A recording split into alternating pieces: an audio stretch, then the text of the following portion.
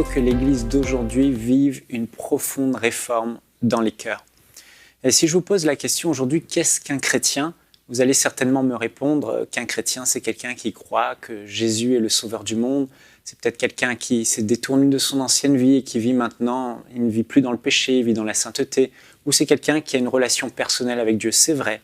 Mais quand on plonge nos regards dans les Écritures et qu'on regarde l'Église primitive, l'Église des temps des Actes, l'Église des Épîtres, on réalise qu'un chrétien, c'était bien plus que cela.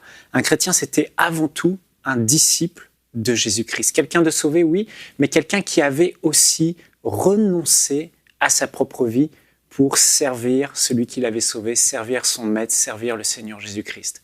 Et d'ailleurs, Jésus a dit d'aller partout dans le monde et de faire, non pas des nations, des personnes sauvées uniquement, mais il a dit d'aller plus loin. Il a dit, allez dans toutes les nations et faites des nations des disciples. Et Jésus a dit dans Matthieu chapitre 10 ou Luc verset 14, il dit qu'un disciple, c'est une personne qui a renoncé à sa propre vie, qui se charge chaque jour de sa croix pour faire la volonté de Dieu, accomplir ce que Dieu veut. Et si on ne fait pas attention aujourd'hui, on se laisse refroidir par la pensée populaire qu'on est là pour que Dieu existe pour nous et on oublie que c'est l'inverse, c'est nous qui existons pour Dieu, pour faire sa volonté.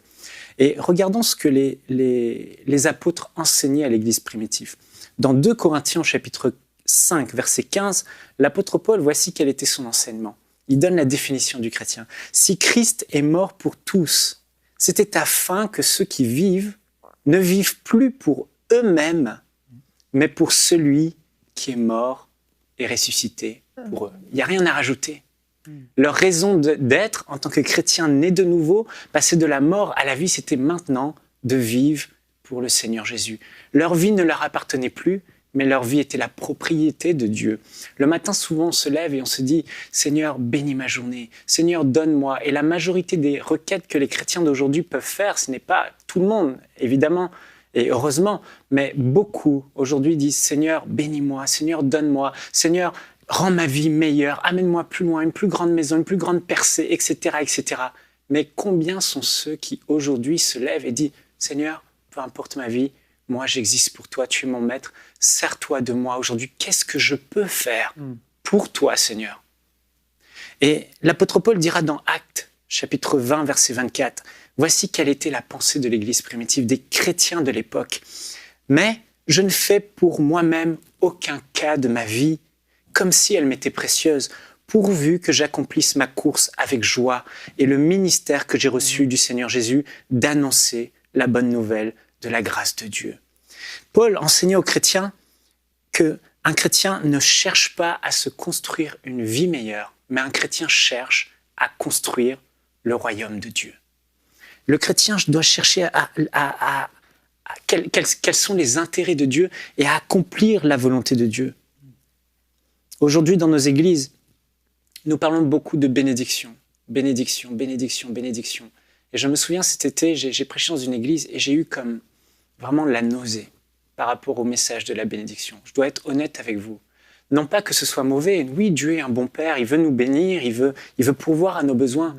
Mais j'ai réalisé que plus on parle de la bénédiction terrestre et ce que Dieu peut apporter, ce qu'on peut vivre ici-bas, j'ai réalisé que les chrétiens passaient leur temps à rechercher les choses d'en bas, les choses terrestres.